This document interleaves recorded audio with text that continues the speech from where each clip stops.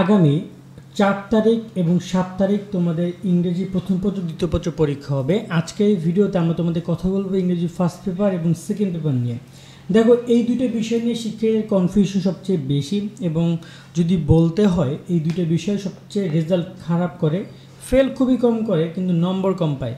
মানে একটা ব্যাপার হচ্ছে যে তোমাদের যেহেতু প্রথম ও দ্বিতীয় পত্র মিলিয়ে পাস, সো টানা মানে পাস অনেকেই করে, বেশিরভাগ গ্রেড থাকে সি অথবা ডি, কিন্তু এ প্লাস বা এ গ্রেড, এই যে গ্রেড পয়েন্টটা আমরা ইংরেজির ক্ষেত্রে একটু রেজাল্ট প্রকৌশলে কম দেখতে পাই। এবং এই জায়গায় তোমাদেরকে কিছু বিষয় সাজেশন প্লাস গাইড আমি এখানে দিয়ে দিচ্ছি, একটু মাথায় রেখে দুটো ব্যাপার নিয়ে একটু ঘাটো, তোমরা আশা করি ভালো রেজাল্ট করবা। আমরা রুটিনে একটু চোখ বোলাই, আর যারা আমাদের চ্যানেল এখনো সাবস্ক্রাইব করো না, করে রাখো, পাশে বেল আইকন বাজিয়ে রাখতে ভুলো না। ইংরেজির প্রথম পত্র তোমরা এখানে বন্ধ পাচ্ছ মাত্র ৩ তারিখ, একদিন, মানে তোমাদের দ্বিতীয় পত্র বাংলা দ্বিতীয় পত্র পরীক্ষা হবে ২ তারিখে, মাঝখানে ৩ তারিখ বুধবার তোমরা একদিন বন্ধ পাবা। আর ইংরেজি দ্বিতীয় পত্র পরীক্ষা প্রথম পত্র পরীক্ষা ৪ তারিখ, ৩ তারিখ বন্ধ বলতে পারো। আর দ্বিতীয় পত্রের ক্ষেত্রে মাত্র এখানে ৫ এবং ৬ ২ দিন বন্ধ, মানে তোমার এখানে ৫ তারিখ শুক্রবার, ৬ তারিখ শনিবার, এই ২ দিন তুমি বন্ধ পাবা। ৭ তারিখে তোমাকে এসে ইংরেজি দ্বিতীয় পত্রে এক্সাম দিতে হবে। সো এই জায়গায় আমি ইংরেজি দ্বিতীয় পত্রের টাইম বেশি পেলেও আমি ইংরেজি প্রথম পত্রের টাইম কম পাচ্ছি, বাট ইংরেজি দ্বিতীয় পত্রে সত্যিই ২ দিন লাগবে, কারণ এখানে গ্রামাটিক্যাল প্রায় ৬০ মার্ক, ১-২ মার্ক না, প্রায় ৬০ মার্ক তোমার গ্রামারে থাকবে। সো সেই জায়গায় তোমাদেরকে এই ৬০ মার্কের জন্য একটু তো লাগবেই সময়, যেখানে English first paper seen and seen reading পার্টে ৪০ মার্ক ৪০-৫০ যাই রয়েছে, মানে এখানেও তো মেবি ৬০ মার্কের মতো রয়েছে, বাট একটু কম সময় নিয়ে আমি এগুলো কমপ্লিট করতে পারবো ওভারঅল। তো এই জায়গায় আমি তোমাদেরকে ফার্স্ট অফ অল আগে ইংরেজি ফার্স্ট পেপারটা ক্লিয়ার করি। আগে মাথায় রাখতে হবে যে এটা পরীক্ষার জন্য তুমি বন্ধ পাবা মাত্র কিন্তু একদিন, একবেলা সকাল, হয়তোবা তুমি পরীক্ষা দিয়ে এসে তুমি হয়তোবা ২ তারিখ বিকেল পাবা, তারপর ৩ তারিখ সকাল, বিকাল, রাত, ৪ তারিখ সকালবেলা উঠে ঘুম থেকে উঠে পরীক্ষা দিতে যেতে হবে তোমাকে। সো এখানে সিন আনসিন যেটা রয়েছে, চেষ্টা করবা সিন আনসিনগুলো আমি যে তোমাদেরকে দিয়েছি, যেগুলো দেখতে পাচ্ছ এগুলো আমি ডিসক্রিপশনে লিঙ্ক দিয়ে রাখবো, সেখান থেকে তোমরা দেখে নিবা। সিন আনসিনগুলো তোমাদের রয়েছে, 2টা সিন থাকবে, একটা আনসিন থাকবে, রিয়ারেঞ্জ রয়েছে, যা রয়েছে না কেন চেষ্টা করবা প্রথম দিকে একটু ভালো করে পড়ে দেওয়ার জন্য, অন্তপক্ষে প্রথম দিন রাতে ২ তারিখ রাতে এগুলো সব কমপ্লিট করার ট্রাই করবা, বিশেষ করে সিন আনসিন 2টা। পরের দিন সকালবেলা উঠে তুমি এখানে রিয়ারেঞ্জ এবং সিন আনসিনে বাকিটুকু কমপ্লিট করবা। রাত্রেবেলা তুমি দুপুরের পর থেকে বা সকালের পর থেকে তুমি গ্রাফটা ধরবা। গ্রাফ একটা স্পেসিফিক একটা ভিডিও আমাদের করা আছে গ্রাফ এবং চার্ট নিয়ে, ওই একটা ভিডিও দেখলে তুমি যে কোনো গ্রাফ লিখতে পারবা, চাইলে সেই স্পেসিফিক ফর্মেটে দেখতে পারো, বা চাইলে তুমি তোমার মতো করে এই কয়টা গ্রাফ পড়লেই হবে। অনেক বড় কিন্তু পাই চার্ট আসবে, সো পাই চার্টও পড়বা, গ্রাফ পাই চার্ট দুইটাই পড়তে হবে, কেমন? সো এই বিষয়গুলো মাথায় রেখে গ্রাফ পাই চার্টটা কমপ্লিট করে তোমরা পাই চার্ট নিয়ে শর্ট ভিডিও চাইলে বলে আমরা একটা ফর্মেট দেখিয়ে দিব, যেখান থেকে তুমি যে কোনো পাই চার্ট লিখতে পারবা। কিন্তু গ্রাফ চার্ট কিন্তু দুই জায়গায় দুইটা আসতে পারে, প্রত্যেকটা বোর্ডে চার্ট আসতে পারে, আবার গ্রাফ আসতে পারে। সো এই কয়টা আমরা গ্রাফ আপাতত দিয়েছি তোমাদেরকে, এগুলোটা ভালো করে তোমরা পড়বা। সো এই গ্রাফটা তোমরা পড়ার ট্রাই করবে, অন্তপক্ষে দুপুরের আগে শেষ করতে পারলে ভালো হয়। এরপরে তোমাদের রয়েছে কি, তোমাদের রয়েছে স্টোরি থাকবে 2 ধরনের স্টোরি, একটা হচ্ছে ট্রেডিশনাল স্টোরি, আর একটা হচ্ছে তোমাদের ক্রিয়েটিভ স্টোরি। সেখানে যেটা আসতে পারে, তোমার দেখা যায় যে ট্রেডিশনাল স্টোরিগুলো তোমরা ওভারঅল পড়ে এসেছো, এগুলো তুমি লিখতে পারবা, একটু সময় কম লাগবে। কিন্তু এখানে ক্রিয়েটিভ স্টোরির ক্ষেত্রে আমি আবার বলতেছি, অনেক সময় দেখা যায় যে এমন সব জায়গা থেকে ক্রিয়েটিভ স্টোরি আসে যেটা তবে তুমি অত ভালোভাবে জানো না। সো তোমাকে একটা আউট নলেজ ভালো রাখতে হবে, বাট ওভারঅল এই পাশটা দেখে যাও। তাছাড়া 2023 সাল থেকে 19 সাল থেকে 23 সাল পর্যন্ত ক্রিয়েটিভ স্টোরিগুলো দেখে যাও, সেখান থেকে তোমরা কাউন্ট পাবা। এইটা শেষ করতে চেষ্টা করবে যে বিকালের মধ্যে তোমার স্টোরির জন্য কনফার্ম থাকে। সবার শেষে রয়েছে তোমাদের এখানে ইনফর্মাল লেটার। দেখো, ইনফর্মাল লেটার এখানে তোমাদেরকে আমি যদি বলি এই কটা আমি দিয়েছি, আপাতত তোমরা এগুলো একটু ইনফর্মাল লেটার এগুলো একটু দেখে যাও, আশা করি এখান থেকে আসবে, এর বাইরে থেকে আসার সম্ভাবনা খুবই কম। এই 11টা না, আমি এখানে তোমাদেরকে টোটাল 8টা দিয়েছিলাম পড়ার জন্য আমার মূল সাজেশন ভিডিওতে, এই 8টা দেখে যাও, আশা করি তোমাদেরকে এখান থেকে নিরাশ তারা করবে না। সো এইভাবে তোমাদের ফার্স্ট পেপারে তোমার প্রস্তুতিগুলো নাও। এখন আমি তোমাকে বললাম মোটামুটি বিকেলের মধ্যে তোমাদের এগুলো সব কমপ্লিট তুমি করতে পারো বা সন্ধ্যার মধ্যে, তারপর বাকিটুকু তুমি রিভিশন দিবা, ঠিক আছে? বাকিটুকু রিভিশন দিবা।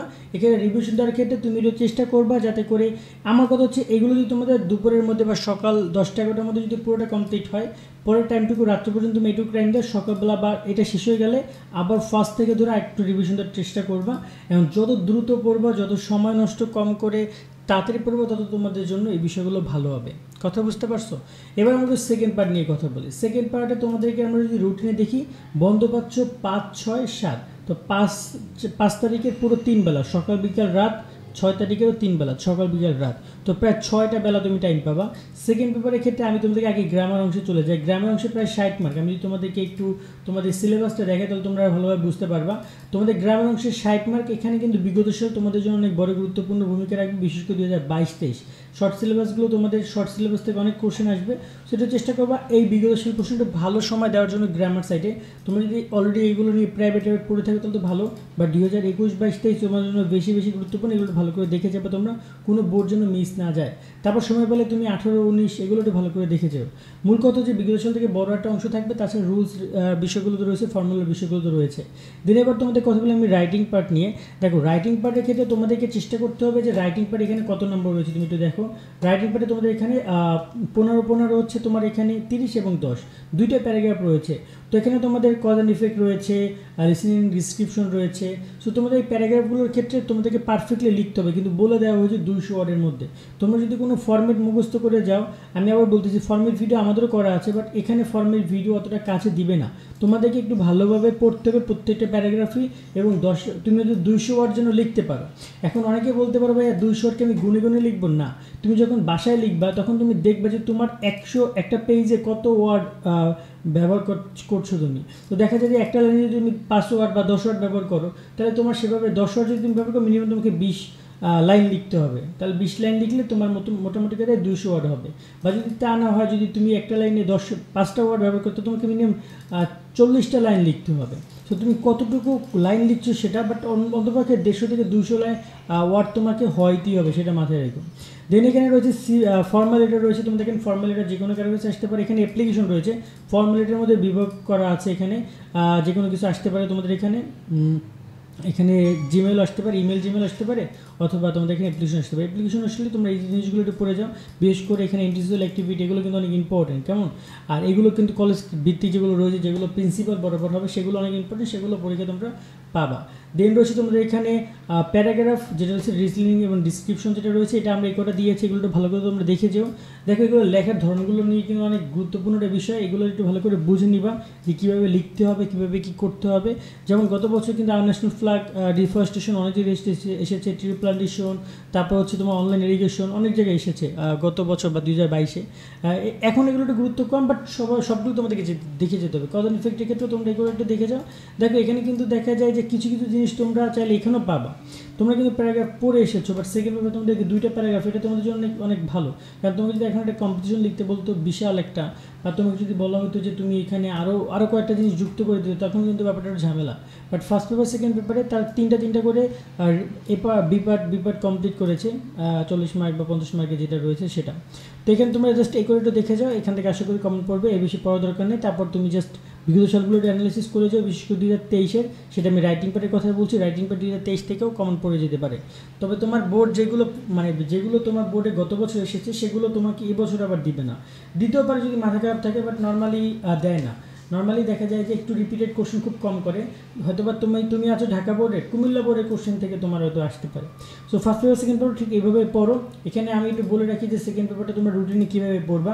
ফার্স্ট পুরো দিন 5 তারিখ পুরোটা দিবা তোমরা ইংরেজি দ্বিতীয় পত্রের গ্রামার পার্টে, আর 6 তারিখ অন্তপক্ষে দুপুর বা সন্ধ্যার মধ্যে তোমার জন্য রাইটিং পার্ট কমপ্লিট হয় 30 মার্ক বা 40 মার্ক, 60 এবং 40 যদি তোমার 100 হয়ে যায়, দেন তুমি সন্ধ্যার পরে আবার গ্রামার থেকে রিভিশন দেওয়া শুরু করবা, এবং রাইটিং পার্টে যেগুলো মুখস্থ করেছো সেগুলো একটু মুখে মুখে পড়ে যাবা। দেন এনাফ, আশা করি এই 2টা পেপারও তুমি ভালো করতে পারবা। এবং এভাবে পড়াশোনা করো। তোমাদের কোনো প্রশ্ন থাকলে সেটা কমেন্টের মাধ্যমে জানাতে পারো। আজকের মতো আমরা এখানে বিদায় নিচ্ছি। সকলে অনেক ভালো থাকবা।